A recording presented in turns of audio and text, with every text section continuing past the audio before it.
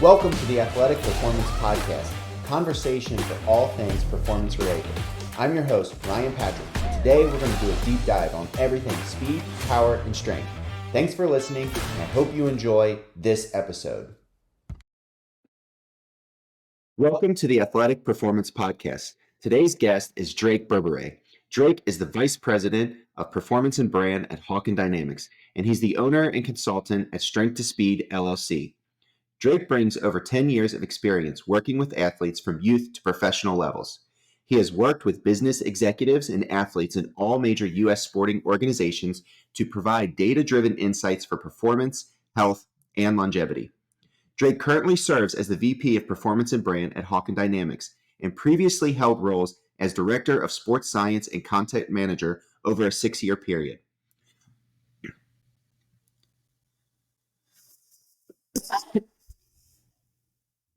Before joining Hawkin Dynamics, Drake worked as the Applied Sports Science for the University of Illinois men's and women's basketball teams. He holds a master's degree in Exercise Physiology and Nutrition and is currently pursuing his PhD in force plates through the University of Salford in the United Kingdom. Beyond his academic pursuits, Drake has garnered substantial experience in business through his tenure as a small business owner. His consulting and advertising company, Strength to Speed LLC, bridges the gap between human performance and technology solutions for sports, health, and fitness companies. On today's podcast, we go into numerous topics talking about how to use dual force plate systems to profile and monitor athlete performance. If you're a coach or an athlete who's looking to optimize your lower body power output, this podcast is going to provide a ton of insight for you and really build on several podcasts that Drake has been on. I'm really excited for this conversation, and I know you're going to love it. If you get a chance, please give us 5 stars and 5 stars only to make sure that we're getting the word out to other great coaches who might benefit from this information. Without further ado, Drake Berberet.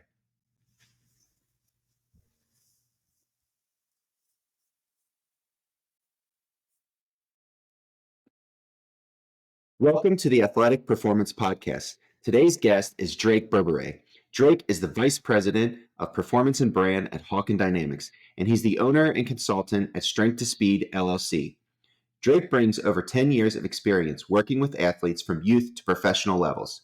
He has worked with business executives and athletes in all major U.S. sporting organizations to provide data-driven insights for performance, health, and longevity. Drake currently serves as the VP of Performance and Brand at Hawkin Dynamics and previously held roles as Director of Sports Science and Content Manager over a 6-year period.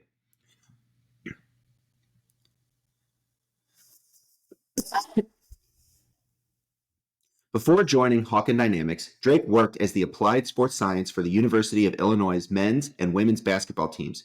He holds a master's degree in Exercise Physiology and Nutrition and is currently pursuing his PhD in force plates through the University of Salford in the United Kingdom. Beyond his academic pursuits, Drake has garnered substantial experience in business through his tenure as a small business owner. His consulting and advertising company, Strength to Speed LLC, bridges the gap between human performance and technology solutions for sports, health, and fitness companies. On today's podcast, we go into numerous topics talking about how to use dual force plate systems to profile and monitor athlete performance. If you're a coach or an athlete who's looking to optimize your lower body power output, this podcast is going to provide a ton of insight for you and really build on several podcasts that Drake has been on. I'm really excited for this conversation, and I know you're going to love it. If you get a chance, please give us 5 stars and 5 stars only to make sure that we're getting the word out to other great coaches who might benefit from this information. Without further ado, Drake Berberet. I want to interrupt you before this podcast starts. We do have a little bit of audio that comes out scratchy. I promise it clears up as you go. So sorry for the interruption, and don't let it deter you from all the great information inside this podcast. Thank you. All right, Drake, welcome to the show, man. I appreciate you carving out the time today. I know you got a busy schedule. You got a lot of irons in the fire. But for people who don't know you, can you start by telling everyone just a little bit about yourself? Yeah, thanks for having me, Ryan. We've been trying to do this for a little bit, so it's good to be here on this podcast now.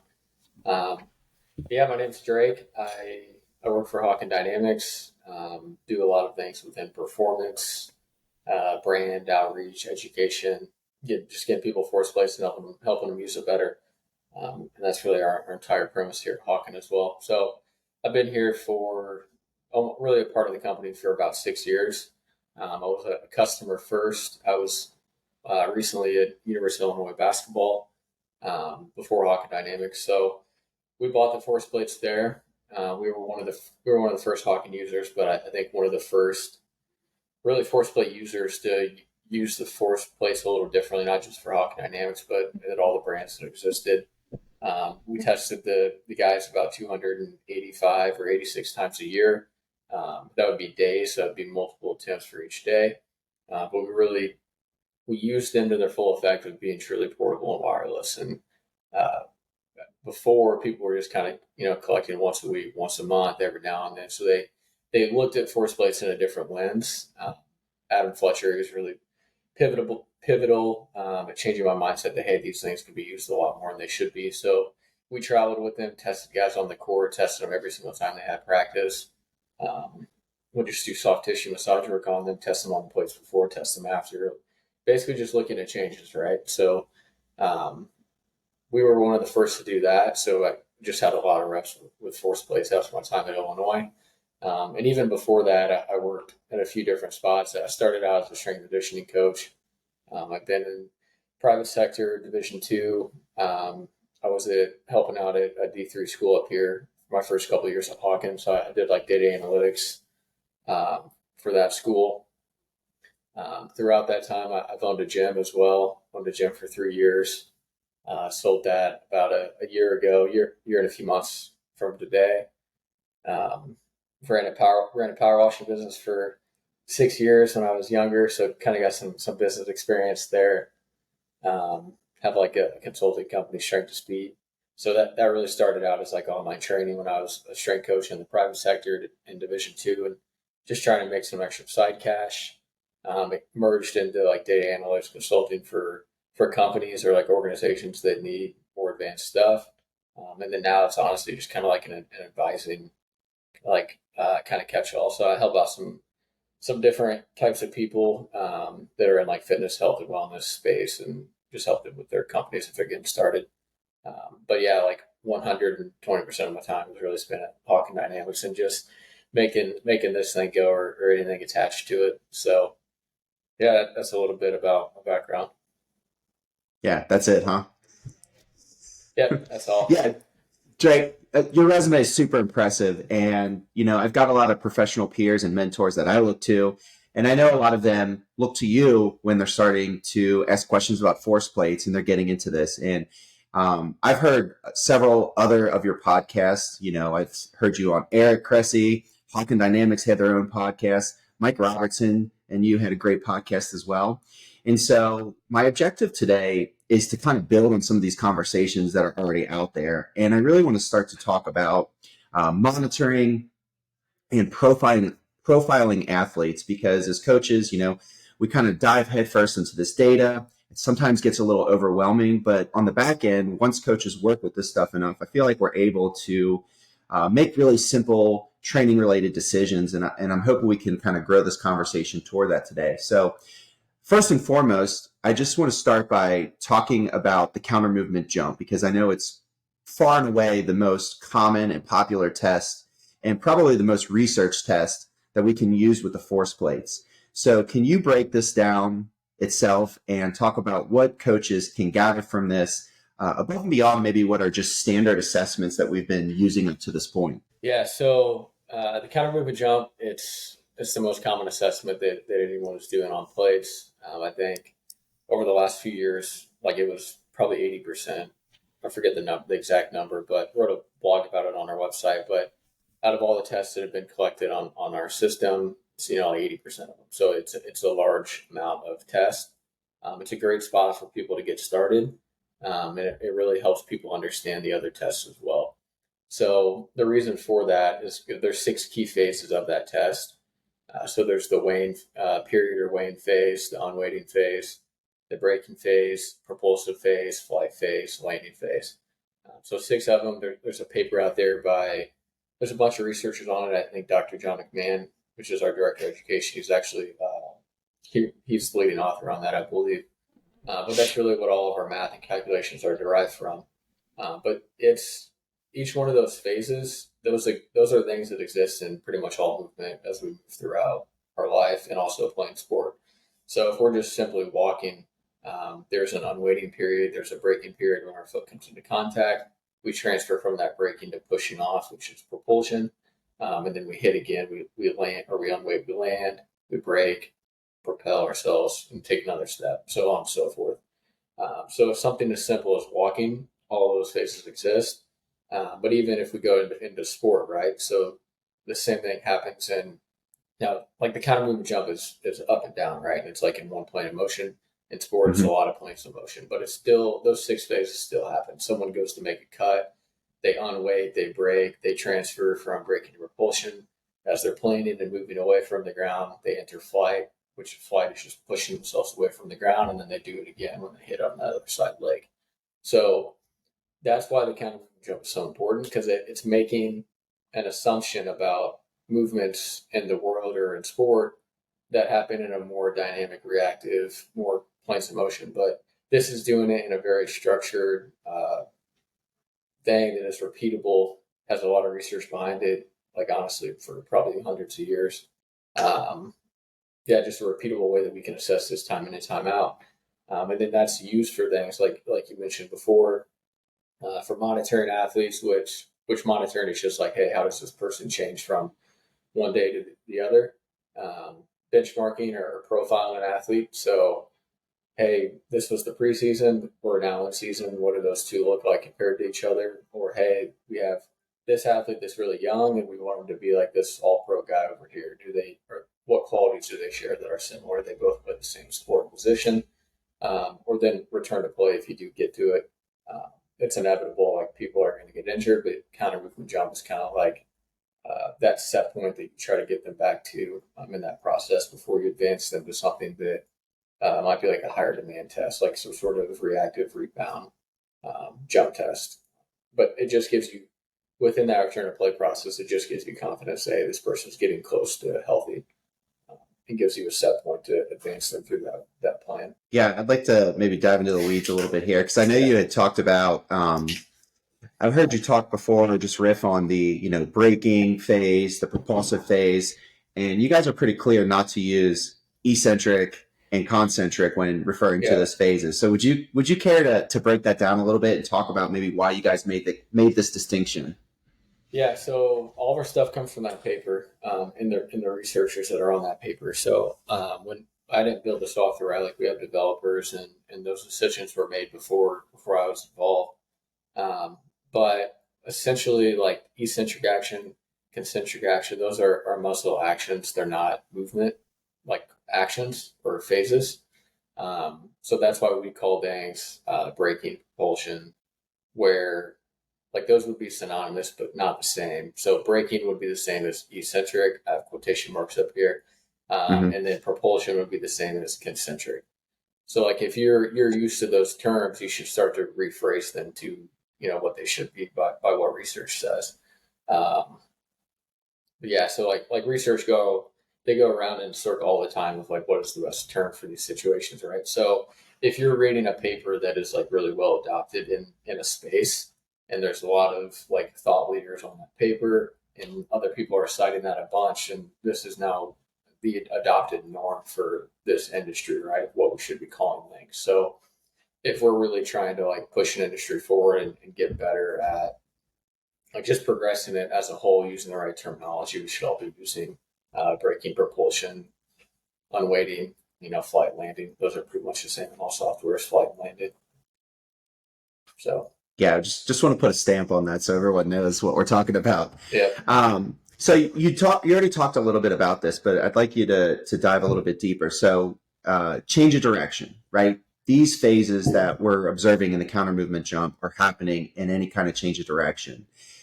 There's a lot of athletes who maybe their sport doesn't involve just jumping in this vertical plane, right? If I'm looking at a baseball player, it's primarily an asymmetric sport.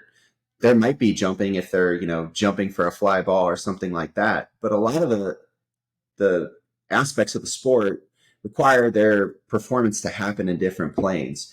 So how useful can the force plate and even just the counter movement jump be for assessing, readiness or what kind of performance qualities that we're looking for in these kinds of athletes who maybe don't jump as a primary action?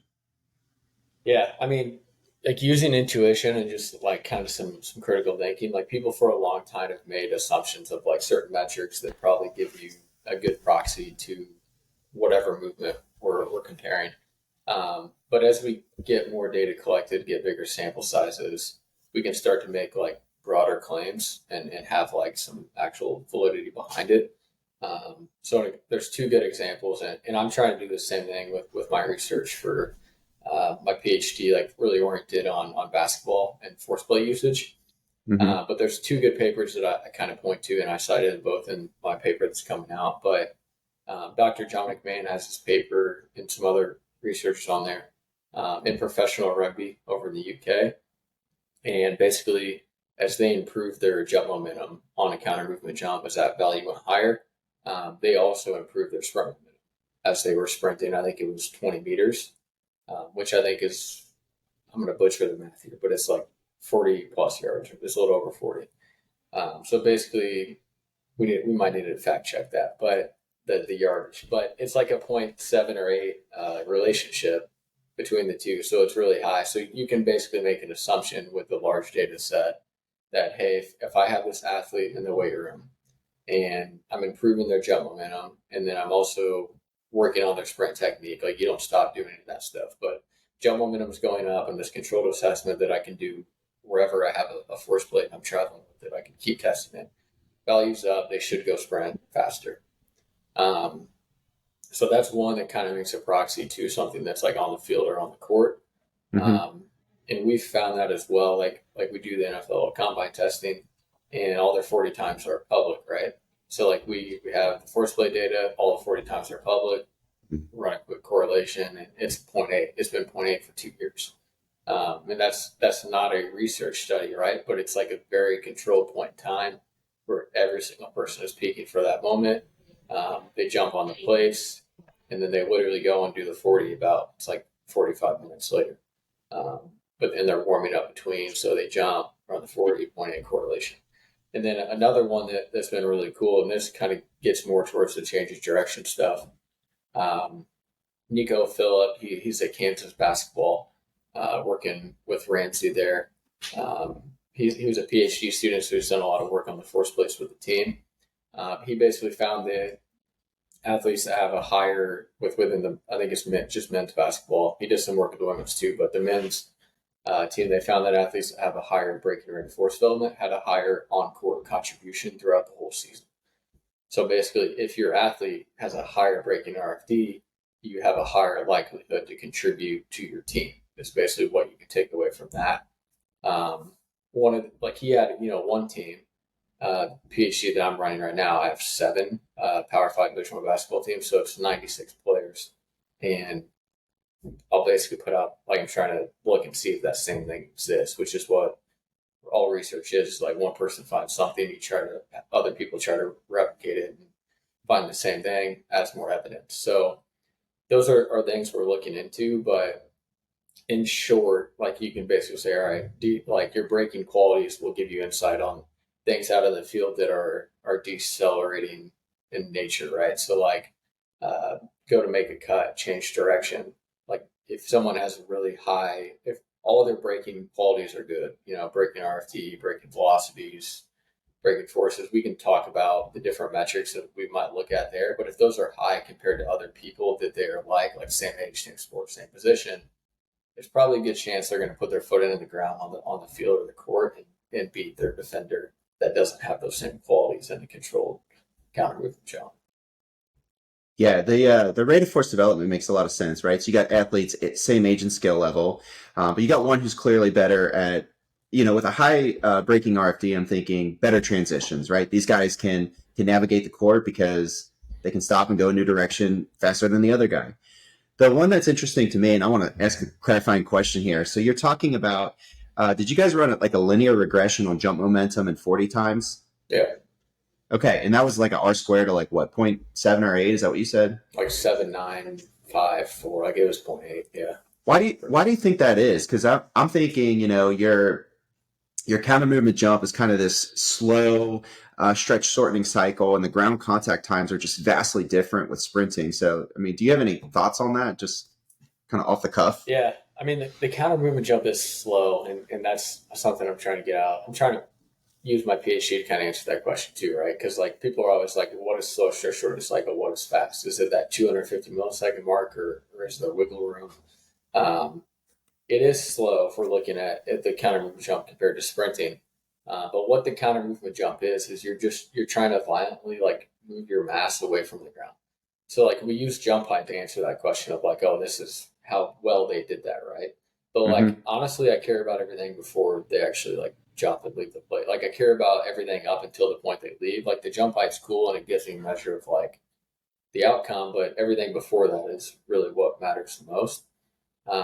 But I think going back to the question a little more, I fell off on a tangent, but it's just like, hey, how violently, quickly, and high, powerfully can you move your mass this direction? And then, all right, when you go sprint, how violently, quickly, powerfully can you move your mass that direction? So they're both 100% effort. One's just vertical, one's horizontal. Contact times are different, but they're both, demanding. Um, so I think if they excel at one, they most likely excel at the other, which would eight it's 0.8, so it explains 80% of the variance. Yeah, that's really interesting too, because obviously with the sprinting world, there's just a huge premium right now on, the horizontal force ratio and the decrement or the ratio of force. But clearly you've got to be able to still produce a massive amount of vertical force. And I don't know, it's my way of thinking this is probably overly simplistic, but guys that are fast, I also expect them to jump high. And when I see somebody dunk, I'm like, oh, he's probably pretty fast too, So it's like this vertical force vector to me is still like just absolutely critical. Yeah, it's the highest force vector, and we just talked about this off air a minute ago, but it's the highest force vector in virtually every movement, even if that movement is horizontal or is like laterally, anterior, posterior, whatever, it's going to be the highest vector. Um, so that's why you can get away with like a 1D force plate in nearly every situation. It can tell you a lot of insightful things about movements that are horizontal, are change direction, are laterally. Yeah, I mean, there's so many metrics within a 1D force plate anyway. I mean, I know a lot of them are iterations, and you're kind of starting with the impulse momentum relationship, and things can break down from there. But and you add two more vectors in, and things really start to get spicy. Oh yeah, yeah. It's a lot. Like I've used it before. That's where I started. Like I started with a 3D plate, and I think it was in my master's, like MATLAB, and you had to process it yourself. And then I moved. Went to a place called Resilience Code, worked with Max Schmarzo, but we had Vertec force plates there, which are 3D Neuraxon software. We did balance stuff. We looked at 3D forces, but I really did start to like deriving a ton of value from plates until I started using Hawkin and the 1D plates at Illinois. Yeah, I remember during my master's, and this was probably 15 years ago now, but we had these massive just Excel spreadsheets, and we had to run like inverse dynamics on everything. And I mean, me and my lab partner practically drained the coffee shop trying to, figure this stuff out over a weekend. It was crazy. Now I test, I get metrics that are relevant, I get things I can use right away. So, kind of to that point, I want to transition this conversations. How can we start to profile athletes based on some of these movement signatures, right? So, we already talked about basketball players and their extreme rate of force development. I work with a lot of younger athletes who I would say are just very force deficient. And so they have a unique profile. And then there are some athletes who are just, super explosive, have tons of propulsive force. So I just would like to hear kind of your thoughts on maybe the buckets we can put these athletes into, or what things we should be thinking about as we're kind of looking at these force time curves. Yeah, so I think right now I wouldn't say like everybody's thinking about force plates wrong, but like I think we should value more of like the shape and how that force trace actually looks than we do. So the metrics are essentially trying to answer something about the shape. But we look at the metrics and we're like, oh, if you don't have this value, then we have to do this. If you don't have this value, you have to do that. Well, like I would start first looking at the shape and then answer with the metric. but you can tell a lot about how someone moves and what they're lacking in or deficient in just by simply looking at the shape. Like we talked about breaking RFD, like being a good metric for someone putting their foot in the ground and change direction. Um, but yeah, it's not just about having a high breaking RFD value, because if you throw that force through the roof when you're breaking and it gets up really high, but then when you get to that low position, if you don't actually have like the integrity at the low position to transfer from braking to propulsion, any of that force you just developed, you're going to dissipate all of it. You're not going to use any of it in propulsion and then the jump high, which on the court would be, yeah, you go and you brake really hard, but then like you just get like stuck in the mud there at that point, right? And you can't get out of it quickly and push away from the ground. So it's not just about having, like a high value. It's about like looking at the one metric, but then looking what happens after it as well. Does that make sense? Oh yeah, Yeah. it's perfect, right? So we have some athletes, right? They to your point, the amortization, right, or that transition point between braking and propulsion, it's like you almost need a sundial to time them, because I feel like they're just like still for, a fraction of a second, where it just seems like they take forever. So, where would you start just from a training perspective of an athlete who maybe gets caught in the mud? Is this an area where, oh, they need more propulsion, they need to push out of this, or do they need better braking capabilities to actually manage these forces, or is there something we should be doing in between to kind of influence these capabilities? Yeah. So, um, like when I look at a force time curve, I really look at like the point that peak force occurs first. Like that's probably the first thing that catches my eye. Mm-hmm. Um, so ideally, you want that to happen right at the point between braking and propulsion. So we kind of refer to it as the transfer point here. But you want it to happen there. So if it doesn't happen there and it happens like off in propulsion, it could happen like immediately after that force at minimum displacement mark, which would be like, all right, that's still pretty close. They're fairly efficient at transferring from braking to propulsion, or it could exist like way off, further within the propulsive phase. So they may get to that low position and then they actually then rebound back up. There's like a double peak. It's called a Mm-hmm. bimodal peak. Yep. In research, we read about that. So it could happen way off later, which would essentially tell you, all right, what is the reason? Well, you have to ask, right? What is the reason that they don't get the peak force at that low position? And then you know the athlete tested. So it's like, all right, well, are they a tall athlete? Do they have really long levers? Because they could have got to that low position and they could have they're throwing a large torso at the ground, right? So there's a lot of weight associated with that. They get to the bottom and then they start to come up, then they throw their torso up second, which creates that double peak. So it's like, Mm-hmm. all right, they may not be horrible at getting the peak force at that low position, but then they're just throwing their torso to create that whip. It creates a double peak. Um, they could have a double peak if they're not tall, long levers. Like, I mean, the goal for a long lever person should still be to try to get them that peak force at the low position. Like, you should try to get them to move up as one instead of that whip action. Um, but if they're not tall and they have that double peak, like the questions I'm asking in my head, like, how old is this person? Are they really young? Like, do they just not really have any braking qualities in their whole propulsion, which is really common in younger athletes? Do they have a history of injury? Like that's another common one. So Mm-hmm. if they or a current injury. So if they have current injury, their braking is going to be limited. Because imagine if like you were out running last night, you stepped on a curve and you rolled your ankle. This morning your ankle's swollen, hurts a little bit. You still walk on it, still move on it. We say, all right, Ryan, you're still going to jump. But when I tell you to go jump and apply 100% effort, your ankle's going to hurt Mm-hmm. as you get into flexion.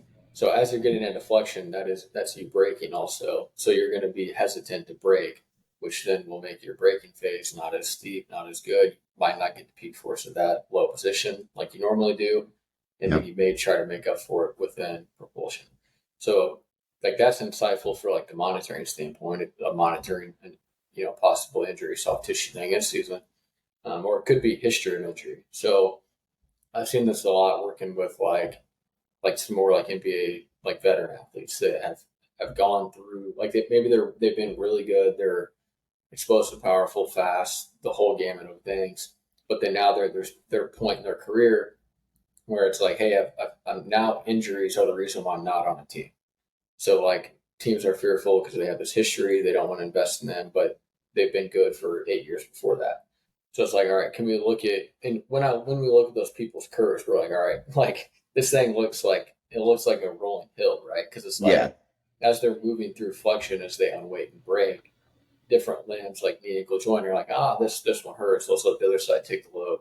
And subconsciously, maybe it doesn't hurt, but this curves, left and right forces are just zigzagging the whole way up, Yeah. through unweighting and breaking. So that could be a reason for. Typically, those people have like peak force up in propulsion as well, because the braking is limited. So there's a lot of different reasons that someone might not get to that peak force at that low position.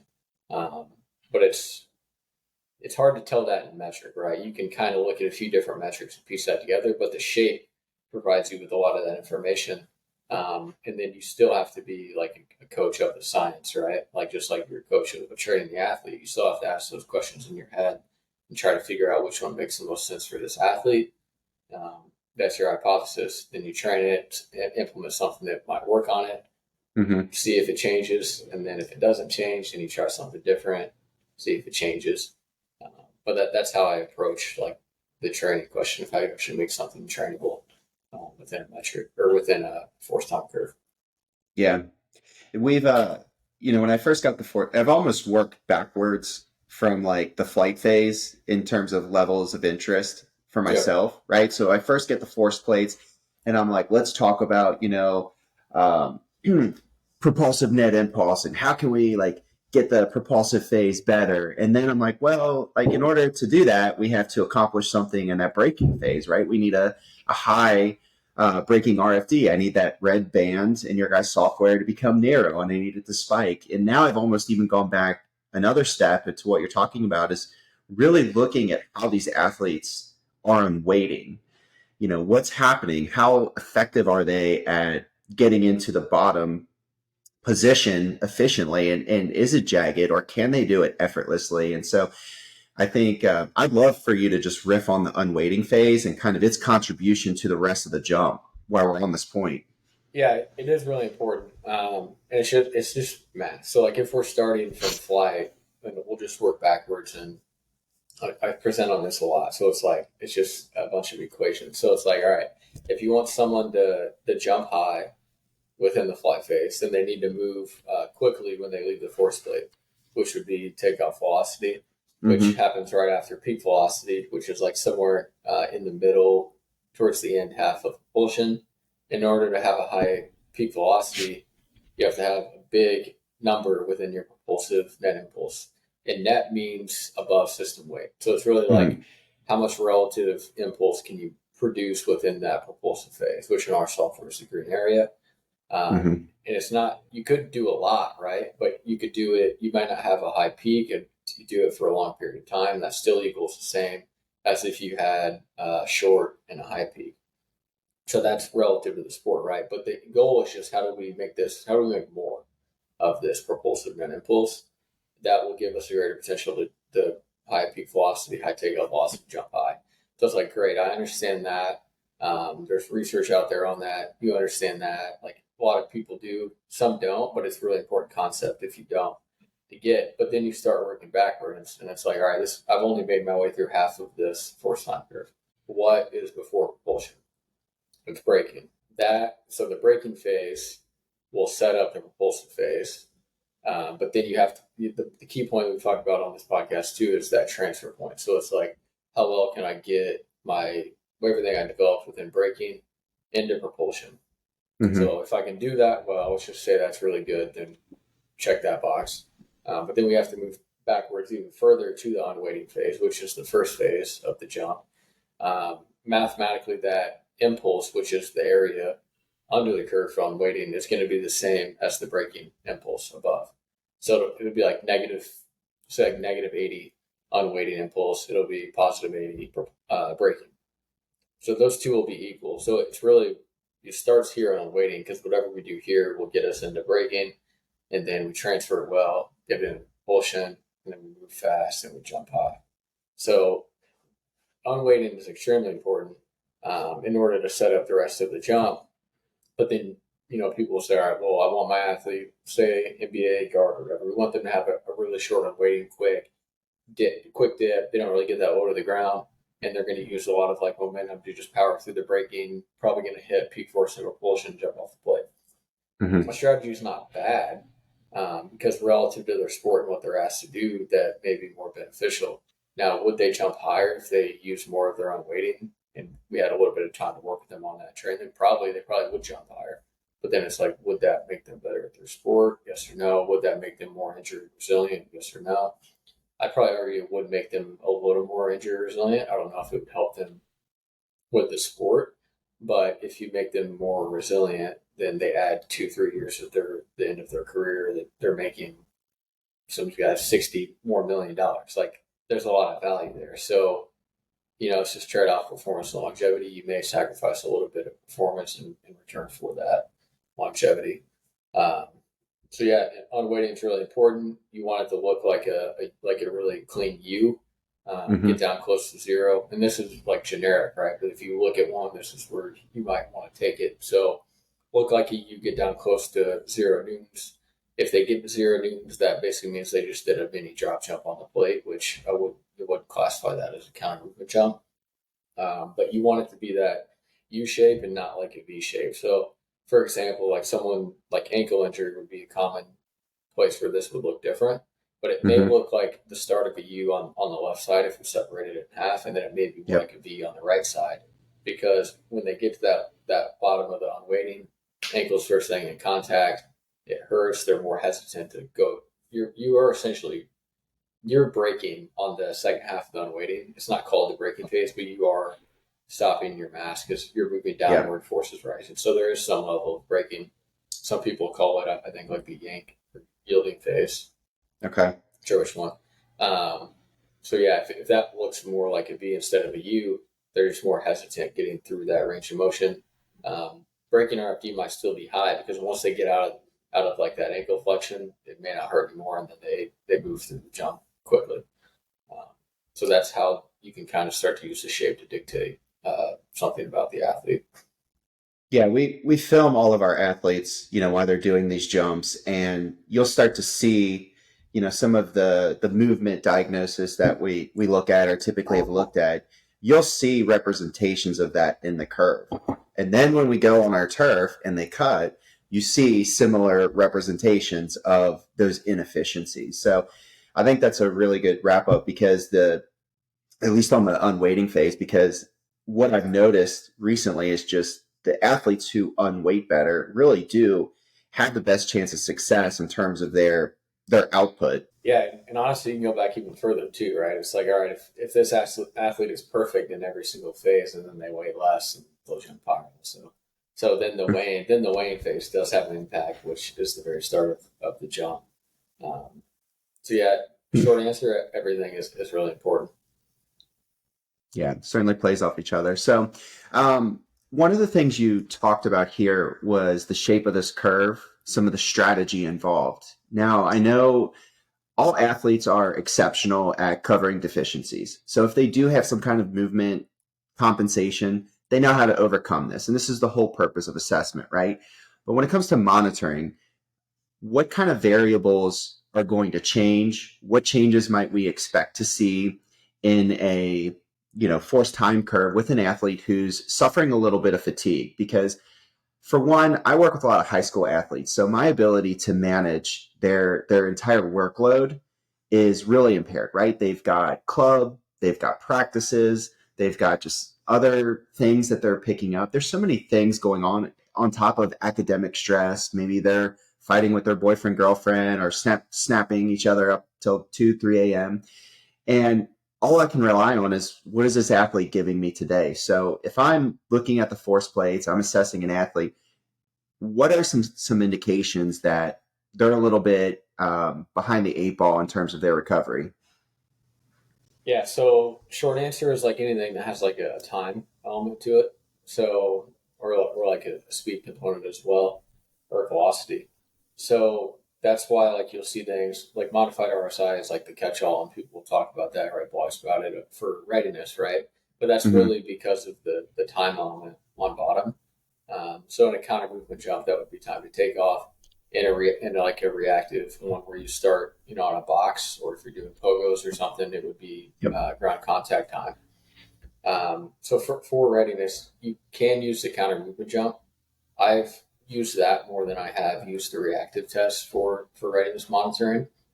And the reason for that, maybe not the most like research sound way to do it, but the reason why I've chosen to use it is because it's more repeatable. It's easier for athletes to do, especially at younger athletes, right? Also, like they already probably struggle a little bit with their ability to repeat the same similar movement day in and day out the same way. They have a large range, for the better, for the worse, probably for the worse in a younger athlete, because they just can't control their movement all that well with external responses coming in of all the things you just mentioned. So if you pick something that's extremely easy for them to reproduce, just give me 100% effort every day, which is the counter movement jump. Then you look at metrics that have a time component to it to tell you if they're down or up. It's good to look at those alongside your output metrics as well. So look at those alongside like your jump height if you're using a power variable. But the time ones, like time to take off, you could look at braking phase, propulsive phase. Like each one of those phases we mentioned will give a time component to it as well. Yep. I prefer looking at time to take off instead of a different phase time. And then like you can just look at that alongside jump height. But in addition to the time metrics, like a displacement metric is good to look at. So we really only give one of those, counter movement depth. So I would think of that more along the lines of like peripheral fatigue than like more central nervous system fatigue. So like if their time, all their temporal time metrics are down, it's probably you're probably past the point of like them being a little fatigued. But if you try to catch it like at a peripheral level, counter movement displacement could give you good insight in that. So say I just had a higher load practice the night before than what we had the preceding, week or 2 weeks. I'm gonna have a little more DOMS. My legs are gonna hurt a little more. I might not be like fried mentally, but I'm just a little more sore. So I get in, Coach Ryan's like, hey, jump 100%. They give you 100% effort, but they go to flex their lower body. Legs are hurting, even though you've warmed them up. So their displacement might not be as low. They may not get as low and they go a little less. So you can use displacement to pick that up. Like I also like looking at like asymmetry variables within the monitoring process.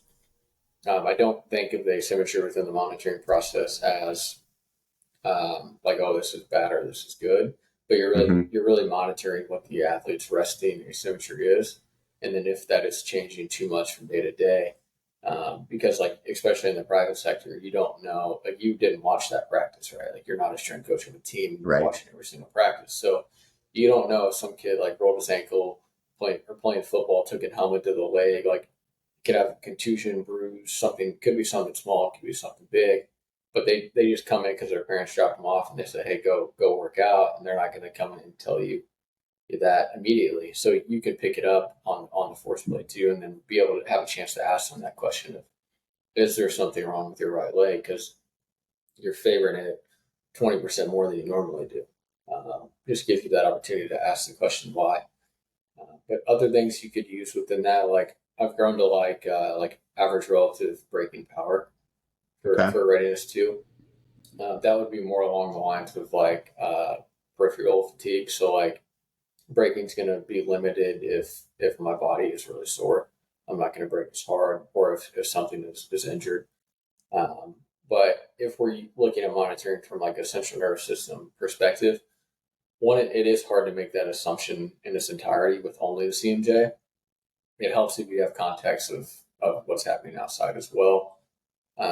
Or if you have like a subjective measure to pair it with that. So that's why people say like, readiness questionnaire, jump test, good combination. If you had heart rate stuff that you could track with them, which probably not in this setting, but other settings maybe, or HRV, any of that, pair that with the jump, and then you have more robust, and you also pair your knowledge with it. You have a really good idea. So yeah, those are, I threw out some metrics there, but you can use the CMJ for monitoring, but research might also say like use something that has a higher demand. So That thing with the higher demand would be like a drop jump, depth jump. I tend to start a drop jump for monitoring at like 30 centimeters, which is it's around 12 inches.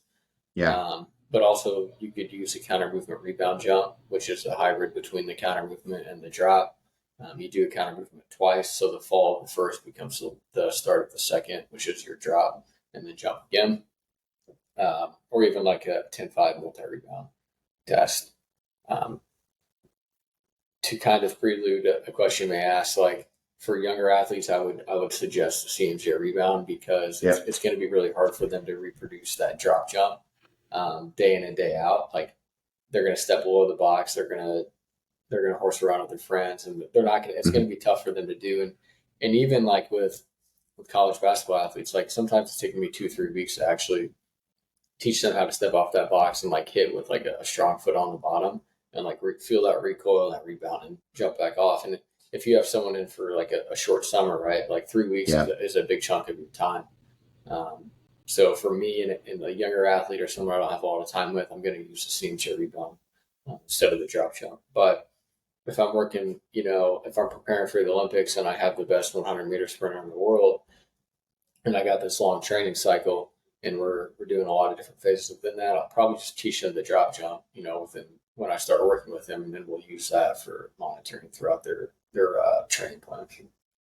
Yeah, we've definitely favored the CMJ rebound just because of having a lot of youth athletes. Attention span is questionable at times, and I think just for the sake of repeatability, it's what we've gotten to be the most consistent. We've had trouble teaching them like literally just how to walk the plank and step off the box. I have one question because I know there's some research coming out with the CMJR, but obviously that second jump is going to be dependent on the height of the first. So is this where the variables kind of normalize based on what their jump height is on the first jump, or do you kind of see some trends with some of these athletes who have to rebound from a higher jump? Yeah, I think I don't want to give too much information away, but I'll have a paper. Like my first paper that's coming out is on the CMJ. The second one will be on the CMJ rebound. It'll answer like that question in its entirety and give people like a good framework to being like, all right, this is CMJ. It's the first CMJ of a CMJ rebound, worthy of saying like, all right, did they give enough effort compared to what they can normally do in a CMJ for me then to be able to use the second CMJ of that rebound jump, right? Because like if they jump 15% less on that first CMJ of the CMJ rebound, I'm throwing out CMJ line, so I apologize. But if they jump way less on the first one of the CMJ rebound as they would on standalone CMJ, then like you're like, all right, they gave 85% on the first one. So then was there really enough of a fall? Like were they really falling from their maximum for that drop jump? The answer is no. But I'll throw out like some averages, like what it needs to be above X percentage in order to be able to use this with like high confidence. We just won't get into it right now, but we'll eventually. I'm waiting for that paper now. I'm gonna need it in advance. No, it's cool. It'll be cool. I think there's some more papers coming out from the CMJ rebound, but no one's really tried to answer that question yet. And like my PhD, to be clear, is like it's not like throwing out novel concepts. It's more so just trying to answer like questions that people have been asking for like my year, like 6 years of being involved here. I'm just trying to bring those questions to a research space. Yeah. The other like kind of unadvertised benefit of the CMJ rebound, in my opinion, is I feel like the second jump is a real magnifying glass to any asymmetries, right? Because if there is one side that they favor, they're going to come off the force plates a little sideways. And sometimes the landing, that impact seems to magnify some of those asymmetries, especially in like my return to play kids. So do you have any thoughts on that? Yeah, it depends how you do it. So, and I kind of bring this, I'll talk about it as well in that paper, but there's really two different ways you could do CMJ rebounds right now. And you could do it in the way that you just talked about it. And I think we spoke about this in the past. So like if we're doing it for a return to play, we're like risk evaluation standpoint. I want the athlete to jump as high as they possibly can twice. Yep. And there's actually there's not been a single paper out that they've actually done it in that manner.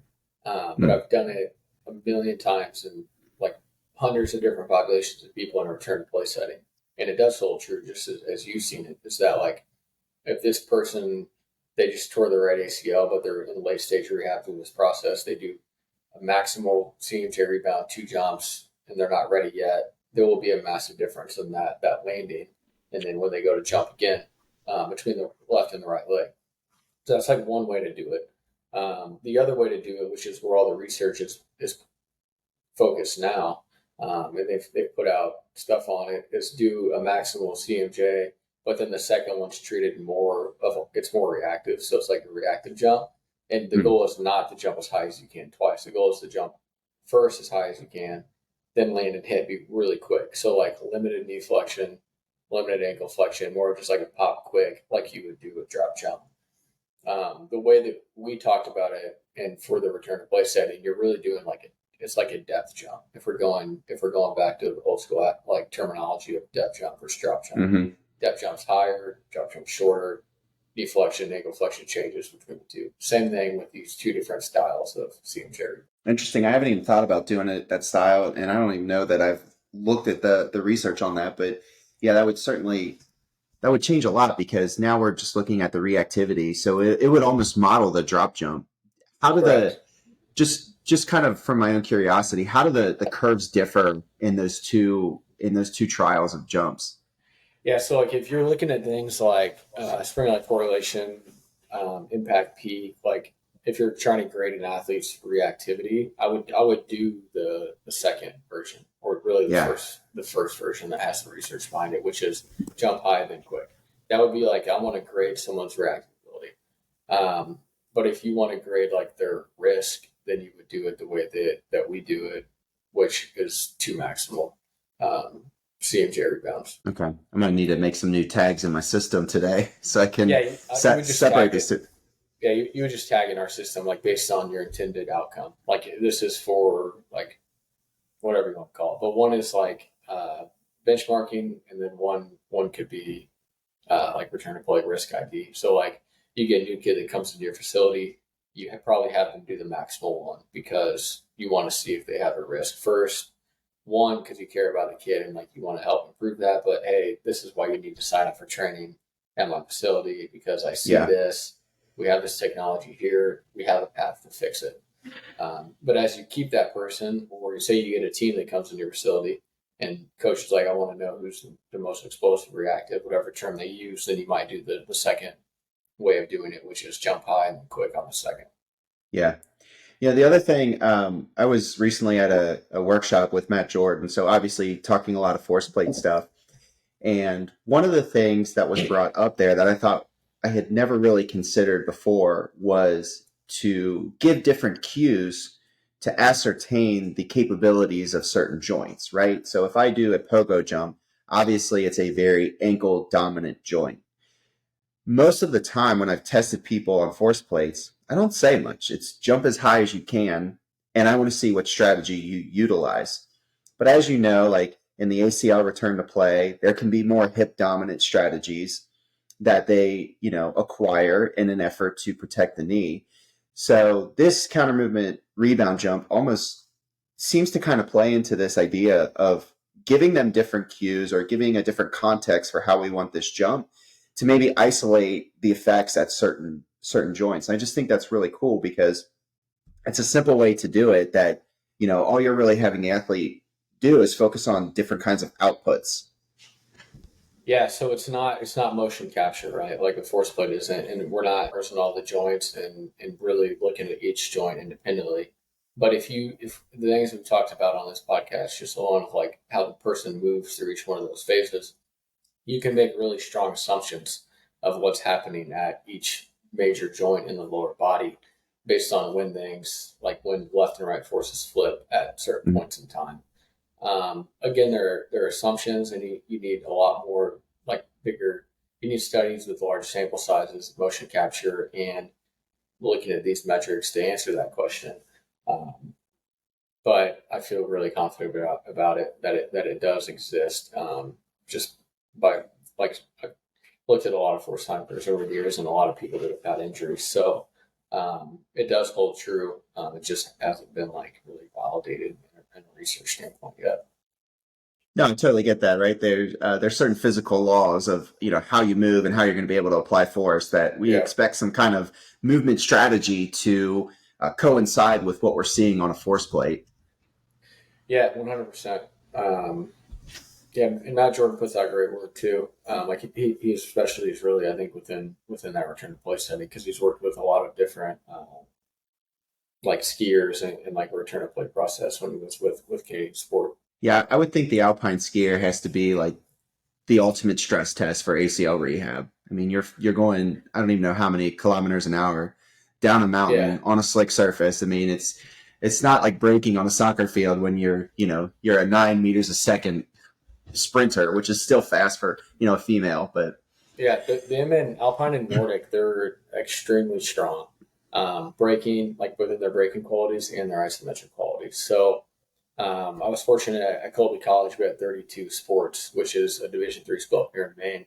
So I spent a little over 2 years like doing data science, sports science for the strength coaches, PTs, ATs up there. And our skiers were always the strongest. They always had the highest braking qualities. Like it's pretty cool to see them jump on the force plates and test.